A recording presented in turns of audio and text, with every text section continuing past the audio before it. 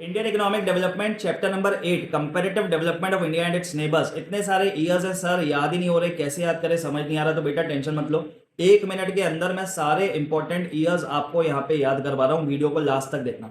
सबसे पहले बात करेंगे इंडिपेंडेंस। तो इंडिया और पाकिस्तान इंडिपेंडेंट हुए 1947। 2 साल बाद पीपल्स रिपब्लिक ऑफ चाइना बना 1949। अब बात करते हैं प्लानिंग की। इंडिया का फर्स्ट 5 ईयर प्लान स्टार्ट हुआ 1951 में, चाइना का 1953 में और पाकिस्तान का 1956 में। ये हो गई 5 ईयर प्लान्स की बात। इसके बाद अब चाइना में 2 इंपॉर्टेंट ईयर्स आपको याद रखने हैं बेटा। सबसे पहला GLF campaign, great leap forward campaign, start हुआ 1958 में। सेकेंड जो रिफॉर्म आया चाइना में वो था ग्रेट प्रोलिटेरियन कल्चरल रिवॉल्यूशन, उसका ईयर आपको याद रखना है 1965। दैट्स इट, चाइना में ये 2 इंपॉर्टेंट ईयर्स आपको याद रखने हैं।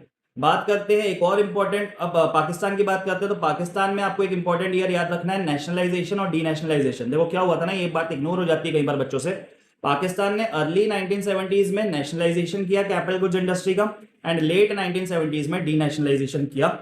एक बात और चाइना के लिए याद रखना, वन चाइल्ड पॉलिसी। 2 ईयर्स इसमें आप याद रखोगे। सबसे पहला introduction of one child policy 1979 and abolition, खत्म कर दिया वन चाइल्ड पॉलिसी को चाइना ने 2015 में।